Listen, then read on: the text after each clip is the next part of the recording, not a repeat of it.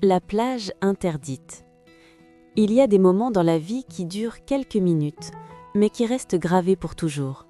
Cette histoire, je ne l'ai jamais racontée à personne, parce qu'elle s'est passée sur une plage, au coucher du soleil, et qu'en quelques instants, elle m'a fait oublier qui j'étais, et surtout, ce que je n'aurais jamais dû faire.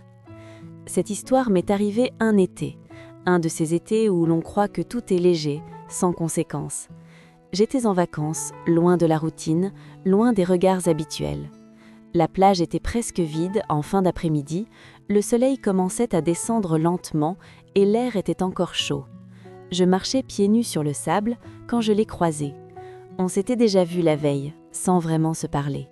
Cette fois, il m'a souri et j'ai répondu. On a commencé à discuter de choses simples, la mer, la chaleur, les vacances, rien de spécial.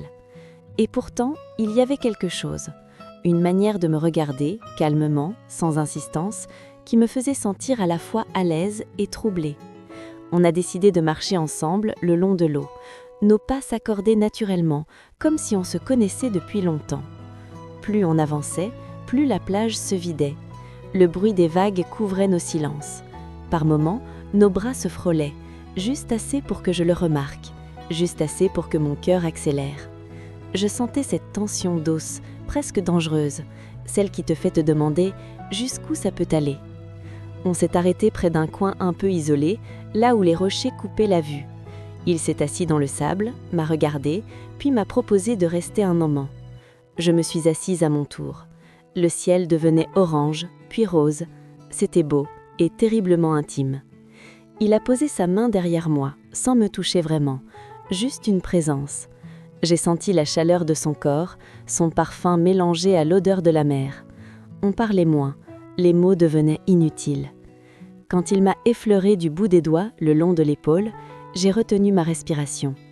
Ce geste était lent, presque innocent, mais il disait tout. Je n'ai pas reculé, au contraire, je me suis légèrement rapprochée.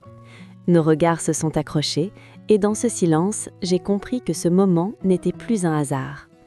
Il s'est penché vers moi et m'a embrassée, doucement, sans urgence. Un baiser qui prenait son temps, comme pour savourer l'instant. Autour de nous, il n'y avait plus rien, juste la mer, le vent et cette sensation brûlante dans ma poitrine. Ses mains sont remontées lentement le long de mes bras, m'enveloppant sans jamais dépasser cette limite invisible. C'était précisément ça qui rendait tout si intense, le contrôle et l'envie de le perdre. Quand on s'est séparés, le soleil avait presque disparu. On s'est regardés en souriant, un peu gênés, un peu grisés. On savait tous les deux que cette parenthèse avait quelque chose de fragile, de temporaire. On s'est levés, on a repris le chemin sans se tenir la main, comme si rien ne s'était passé. On ne s'est jamais revus après cette soirée. Pas d'échange de promesses, pas de messages, juste ce souvenir, suspendu dans le temps. Parfois, je me demande encore si ce moment était une erreur ou simplement une vérité que je n'osais pas regarder en face. Et vous, si vous aviez été à ma place, sur cette plage, à ce moment précis, auriez-vous reculé ou auriez-vous laissé le désir décider pour vous? Si vous voulez entendre d'autres confessions interdites, abonnez-vous. La prochaine histoire pourrait vous ressembler, plus que vous ne l'imaginez.